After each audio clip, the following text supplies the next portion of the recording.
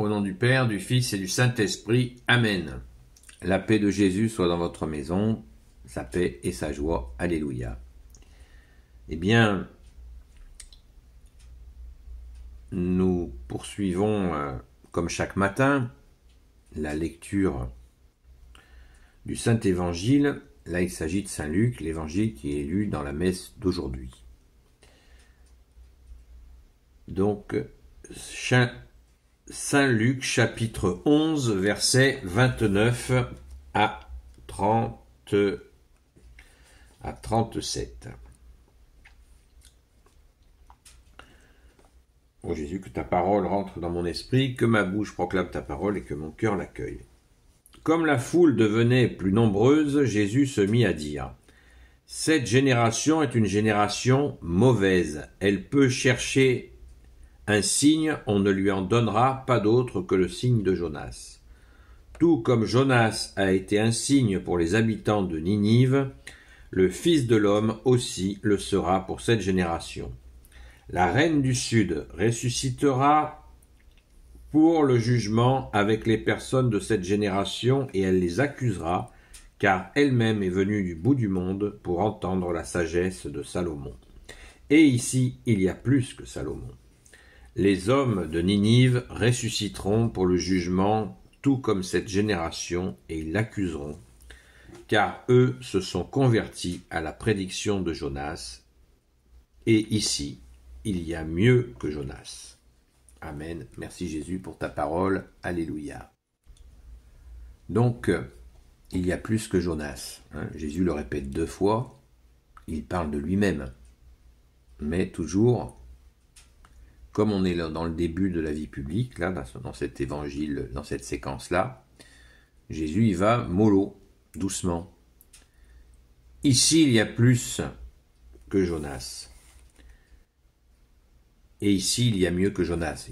Il n'annonce pas d'emblée, Jésus nous dit, tu nous dis, bien-aimé Jésus, que apprenez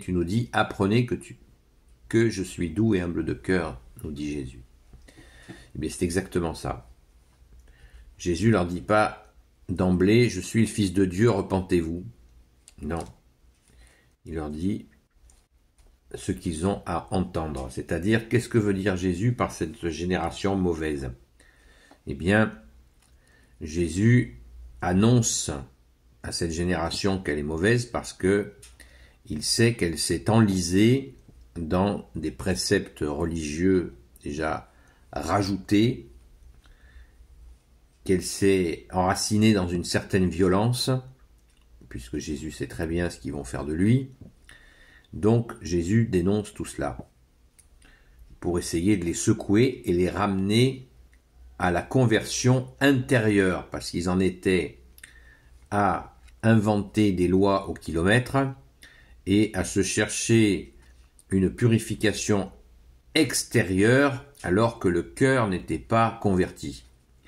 Donc, c'est le sens de ce que dit Jésus à cette foule en prenant comme comparaison Ninive, qui a été visitée, qui était donc une ville à très fort péché, et qui a été visitée par le prophète Jonas, le fameux prophète Jonas, qui d'ailleurs a une similitude avec Jésus, puisque quand il a été englouti par un poisson, il est resté 3 jours dans le poisson, comme Jésus est resté donc 3 jours, il est mort et il est resté 3 jours en attendant sa résurrection, et Jonas est revenu sur la terre ferme, donc après ces 3 jours dans le poisson. Donc cette comparaison est intéressante à noter, et du coup, une fois que Jonas est revenu, il a dit à Ninive ses péchés et la nécessité de se convertir. Et il se trouve que les habitants de Ninive ont entendu cette proposition du prophète Jonas et se sont mis dans la contrition. Ils ont vraiment reconnu leur faute, et c'est cette allusion-là que fait Jésus à l'Ancien Testament, puisque Jésus, au début, fait référence régulièrement à l'Ancien Testament, et le fait beaucoup au début parce que les gens le connaissent et c'est ainsi qu'ils les enseignent avec leur connaissance à eux. Voilà le contexte très important. Donc, Jésus leur dit, vous n'aurez pas d'autre signe que celui de vous repentir, puisque cette génération est mauvaise. Et si Jésus le dit, c'est pas parce qu'il veut faire un effet, c'est parce qu'il le sait. Il sait très bien ce qu'ils vont faire de lui, et ils savent qu'ils ont cette violence extérieure, parce que quand on n'est pas converti de l'intérieur avec Jésus, eh bien, à la moindre occasion, tout est bonne occasion à ce que ça parte en vrille dans la violence. On le voit aujourd'hui avec ce qui est en train de se passer. Quand on n'est pas converti à l'intérieur, eh bien, on peut très très vite déraper. On n'est pas sur le rocher qu'est Jésus. Quand notre maison est construite sur toi, Jésus, eh bien, quelle que soit la situation, on dit, on sait raison garder par la grâce de Jésus. Par la grâce de Jésus, on est fort et on ne se laisse pas tenter par des violences ou des surenchères de violence comme ce qui est en train de se passer, où là, ça devient de la démesure. Et Jésus nous a parfaitement enseigné sur ce qui salit l'homme et notamment cette horrible démesure. Nous y sommes.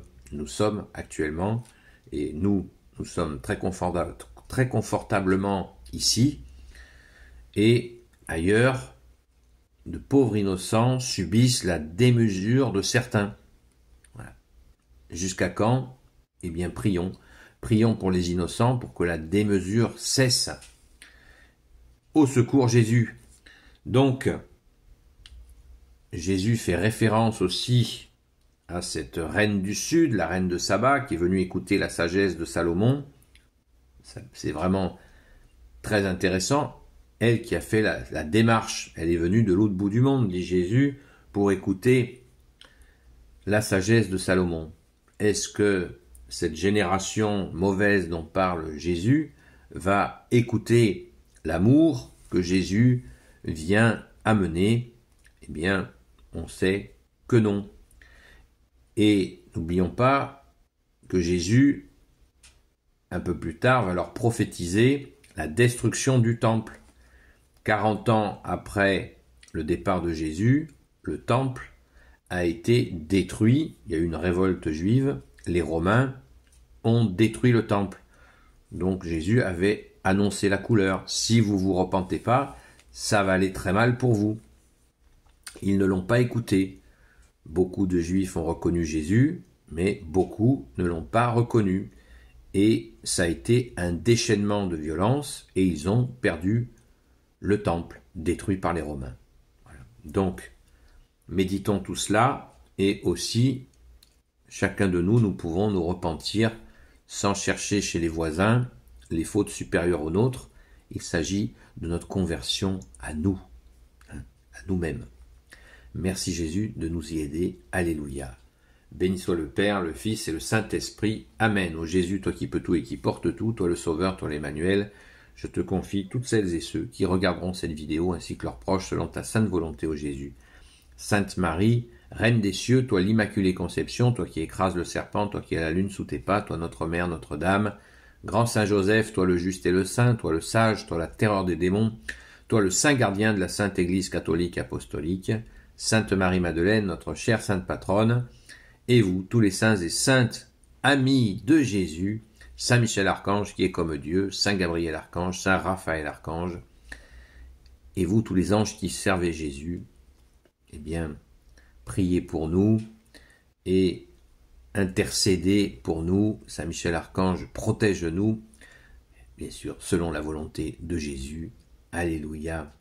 Merci Jésus bien-aimé pour tes merveilles. La paix de Jésus soit dans votre maison et je vous dis à très vite. Donc rendez-vous ce soir 20h30 sur TikTok. Le nom de la chaîne c'est Seul Jésus Sauve. Vous avez une simple barre qui marque, c'est marqué accès au live et vous discutez dessus. Donc ça s'appelle un live catholique. À très vite.